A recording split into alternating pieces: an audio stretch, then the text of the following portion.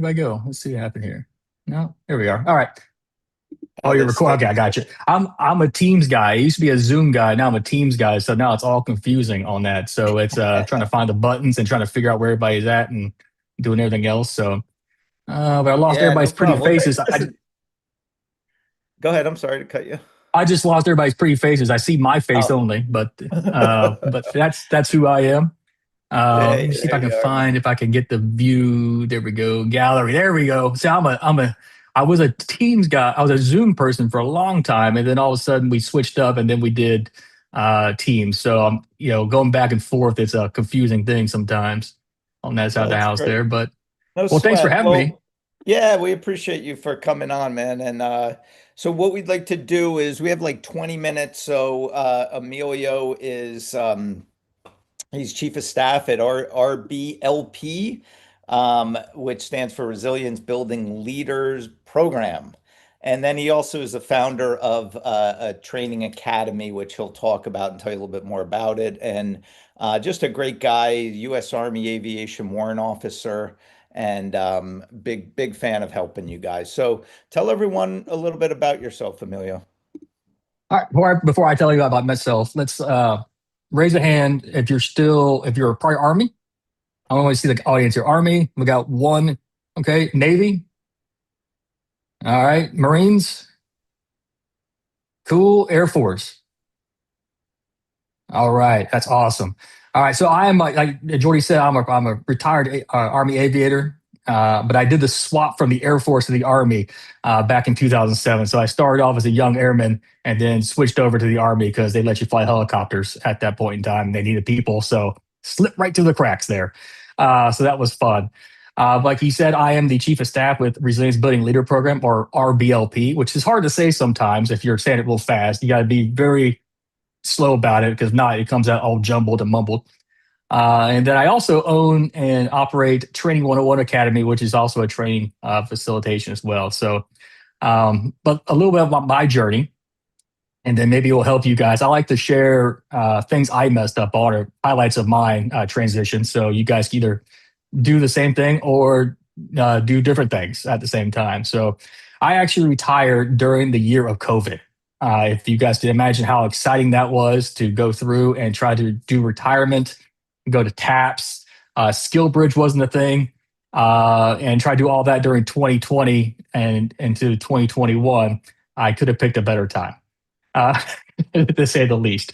But jumping in your conversation early and listening to all the behind the scenes talk, I did hear some excellent advice, some great advice on that side of the house. But what I did during that time was I got on LinkedIn and I found a something I was very interested in. I was very interested in Lean Six Sigma, and I was very interested in this leadership certification called the Resilience Building Leader Professional Trainer certification.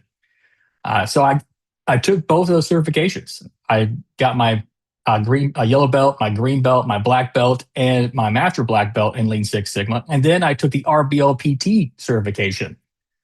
And then I started talking to the company that provided my Lean Six Sigma certification. I started going back and forth, doing chit chatting, following what they were doing, commenting on their LinkedIn posts, and just I was really interested. Like I heard about Lean Six Sigma, but once I started getting into it, I really got into it. So what I did, since there was no skill bridge opportunities for me at the time, because it was the year of COVID and they didn't know how to do things quite yet, and this wasn't a thing. This whole Zoom call thing wasn't a thing back then. Well, it might have been. It might have been Skype. But what I did, I reached out to that company and said, "Hey, I'm active duty still. I'm about to retire. I see you guys are on the cool programs. I see you guys don't really speak military very well. I would be more than happy to help you. Uh, I don't want to be paid because I'm going to be, doing this while I'm still active duty right now. It was a weird time." And they said, "Sure, you could be the director of military programs at that point in time." So what I did was I just talked to airmen and army and soldiers and anybody who would want to talk about Lean Six Sigma. I spoke to them because I spoke military and I spoke Lean Six Sigma. So I was able to kind of connect those two dots. On the flip side, I ended up being the chief of staff here at RBLP because I still connected with the RBLP community as well too. I would comment, I would talk to people, I would do talks like this, talking about how I transitioned and how I messed up on things and what I could do better. And they offered me a job, and 3 years later, here I sit again. I'm sitting here talking as a chief of staff. But one of the things I heard Jory talking about earlier, which I was going to hit on, he stole my thunder, so it's the repeat, is, this next job you get might not be your forever job. And that's okay. Find something you're passionate about. Find something that really interests you. This is your time now that you can find your passion and decide, I want to pursue this. And you can. And if it doesn't work out in a year from now, you can find a new passion. This is the great time in your lives right now. You have choices. You can make the choices you want to make. You can kind of feel things out. This program here is excellent because you get to hear from a lot of people and talk to a lot of people, and be able to kind of test what you want to do next. So that's my kind of my short end of the stick. That my short story there. But does anybody have any questions about retirement, the next steps, anything like that? I'm more of a two-way talker than just a one-way talker. What are some of your favorite sort of strategies for them as they all head out on this next path and selecting that first career? What are some of the things some of the pitfalls you spot with other transitioning vets? Oh yeah, definitely. The pitfall is, I think, I it's mostly the senior NCOs and the officers. Okay, and then, I hate to pick on us, but I deserve to be in the C suite. I deserve to be here. You might, you might be able to, but just be able to take that step back. Don't let your ego get in the way of the next job. Because I didn't start here as the chief of staff at RBLP. I started off, I think, the director of partnerships, I think, at one point in time. And you kind of move your way through the company. So, you definitely don't want to just walk in and demand the boss's job right off the bat. That's a hard pill to swallow for some of us who've been high speed, low drag for all these years and wanting to go, go, go, go, go. But taking that step back and saying, "Oh, I don't understand this whole thing. Let me kind of work from the middle up." Or I could I volunteered for the first 6 months with that other job, just to get my feet wet, because I didn't know what I didn't know. And I could I could fly a helicopter. I could do Army stuff. I could do Air Force stuff. But the civilian world was a little different. Just terminology, understanding what their terms mean and translating that from, in your brain into something that you could use. So being a little humble also helps, but also connecting with people in your arena, connecting with people that have the same interests with you on LinkedIn, Facebook groups, other alignable. There's so many tools out there that you can use, and just kind of put yourself out there and talk and just get to know anybody. So that's one of my major pitfalls. Is the one that I deserve to be C-suite day zero after retirement or there. Just walk in, enjoy it, enjoy this time, because you're going to have this is a great time. And I have a beard now, so obviously I'm having a good time, and I'm in a Hawaiian t-shirt. You know what I mean? It's Hawaiian t-shirt day every day at RBLP with me.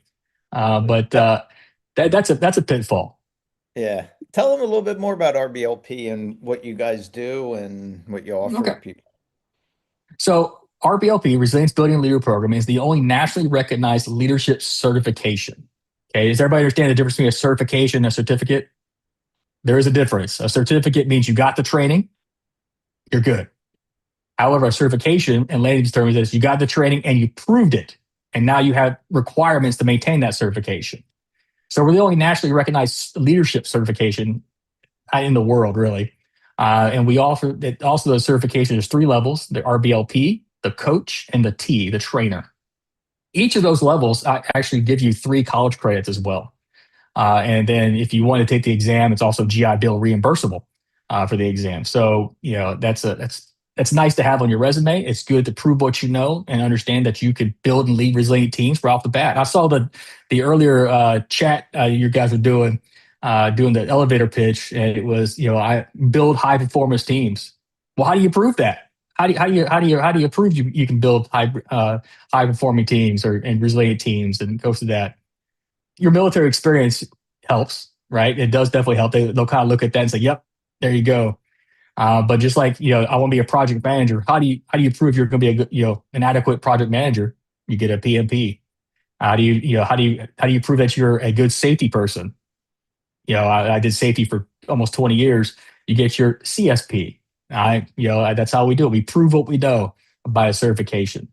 And that's why we enjoy, we love it, everything, but it's an oral exam. That's different from most exams that you guys are going to take, right? So if you take another certification exam, you might go to a testing center and you might go through and click A, B, D, D, blah, blah, blah, blah, blah, all the way through. And you get a printout at the end that says, you passed, but you don't know what you missed, right? Ours is an oral exam. You're going to meet just like this, not with as many people. It's going to be one-on-one with an exam administrator, and you're going to have a conversation about the curriculum, which is something that not everybody's used to. So you sit there, and they don't. There's no gotcha moments. It's not like, okay, go. No, it's a conversation. They walk you through the entire curriculum from step one to page last, and that's the order it goes in. Now, the benefit behind that is, unless you're in aviation or maybe something else, but aviation has a lot of oral exams, right? So I felt comfortable. But a lot of people who don't do that feel a little uneasy talking to someone with a doctorate, a PhD, an EDD, a DBA, and trying to talk to them like that and get the exam complete. This is a practice run, right? It's a real run for the exam, but it's a practice run for an exam. So I've had one person who actually took the exam and then got promoted within the company later 2 weeks later, because she was able to articulate everything she's been trying to say for months and months and months. She took the course, took the exam, felt confident talking to the exam administrator at the end, and then went to the boss and said, "I would like to get that next position. I'd like to apply for it." And guess what? She did, and she got it because she felt confident. She could talk about it. So that's one of the benefits of the oral exam on that side of the house. So it's a fun community. We have a great time. We have networking calls just like this for our certified folks, and we do certain things that are fun and exciting. So, but yeah, it's a leadership certification that you can't get anywhere else. And that's different from the Training 101 Academy, right? It is. So Training 101 Academies, I would say, is my business / hobby, yeah. if you will. I enjoy it. I provide the RBLP training prep. So you take the exam prep and then you take the exam, right? And I also teach Lean Six Sigma as well. So I do a yellow belt and green belt workshop. Right now, I'm currently 1 week out from completing a workshop with our local county here. And I think the savings, I calculated, it's amazing how much they're going to be saving next year with Bay County here. So that's exciting. But yeah, I would say hobby over here, main job over here with RBLP. But both jobs allow me to do exactly what I want to do. They both allow me to go and visit my kids' school for award ceremonies, pick up kids from this and that. So I would love to complain. If anybody knows a warrant officer in their previous life, we love to complain. I can't. I like to. I can't on this side of the house. But it's I'm excited for all of y'all. This is a great time to kind of see what you want to do next, and then kind of send a message. The best thing you can do on anything, the most powerful thing on LinkedIn is the message button. That's the most powerful thing on LinkedIn. If you like something on a post that somebody put on there about a job or a position, or hey, that's kind of cool, message that person and say, hey, that was kind of cool. That was kind of nifty. Start that conversation. Do you think Jordy and I met at some local bar? No, we met on LinkedIn. And then we started chit-chatting back and forth on a message button there. And here we are now, getting to kind of meet all your cool faces. So message button, that's one of your primary weapons there, is to get out there and just talk to people. And then I think one other thing was you said was put your contact information on there on your LinkedIn, because that's that's an easy way to get a hold of you. That's a nice way to, hey, I have a job opportunity coming up. Boom. Kind of thing. Hey, I got this coming up. Boom. Here you go. So, but there's so many opportunities out there. The entrepreneurship side of the house, Jordy can contest on this side. It's difficult, but rewarding at the same time. At the beginning, you're a one person show. It's make or break it. How does this work? How do I business? That's really the hard part. I've been turning wrenches. I've been flying helicopters. I've been doing XYZ for 20 plus years, 10 years, 5 years. How do you business it's a question I get often from retirees and people separating from the military, trying to be a training partner with RBLP or doing other things with me. But you're not alone out there. If you're trying to be an entrepreneur, again, that message button is fantastic. How do you do this? What do you use? How do you come across this? What if this happens kind of thing? Tons of resources out there as well too for that, because not everybody wants to go get that government job next, that job at here and that job there. Right. Maybe you do it first, and then you're like, hey, I can spend this and kind of do my own consulting gig. I can do my own talent agency. I can do X, Y, Z. But you have to be full in on that one. I mean, you could disagree, Jordy. You can't be half in entrepreneurship on that side of the house. It's difficult. It's difficult to but be. I like what you did, where you're doing the side hustle, right? It's a hobby. It's a bit, it's a good way to dip your toe in and see if you like it and you're good at it. Emilio, this was awesome, man. Would it be all right if everyone connects to you on LinkedIn and reaches out? Yes. I actually put my LinkedIn information in the chat. I always forget. Perfect. So I put it there immediately when I joined. Please connect with me. Please send me a message. I do have RBLP exam prep training coming up over the next couple of weeks. Send me a message. Make sure you remind me 7 Eagles, because I get a lot of connection requests and a lot of spam on that side of the house. Put in there. I'll definitely shoot you back a coupon code for the train prep at least. That way you at least get the train prep done, and then you can figure out the exam later on. But on that side of the house, and I will be remiss. So this is the thing. I know you probably pressed on time here, but you have to, just like business, you have to market yourself unapologetically. Not annoyingly, but unapologetically. Okay. Because you are in a different world now, crossing over unapologetically. So let me show you how that works. I like Lean Six Sigma. I enjoy Lean Six Sigma. I'm a Lean Six Sigma nerd. So guess what I did? I wrote a book about Lean Six Sigma because I didn't like the other books that are out there, and they were all textbook nerd stuff. I liked pick your own adventure books when I was a kid. So guess what I did? I made a pick your own adventure book with Lean Six Sigma as the backdrop. So you learn, you read a story, boom. That's how you advertise unapologetically. I'm not sorry. There it is right there. Check it out. That's awesome. Put it in there where they can get it, if that's up on Amazon or wherever. If you guys are curious about writing book or doing something else, this is a side note here, let me know. I went through, that's a whole different how did I screw up and how did I do things good thing on that side of the house. So connect with me, message me. I'll shoot you back a coupon for the training. And if you guys have any questions, let me know, because ask Jordy. I'm on LinkedIn. I'm on LinkedIn too much. Yeah, no, guys, when you come across people like Emilio who just want to help and add value and be supportive and, just lean on people like that, he's a great guy. And we thank you so much, man, for mentoring and helping our students. We appreciate you, buddy. Perfect. You guys have a great day.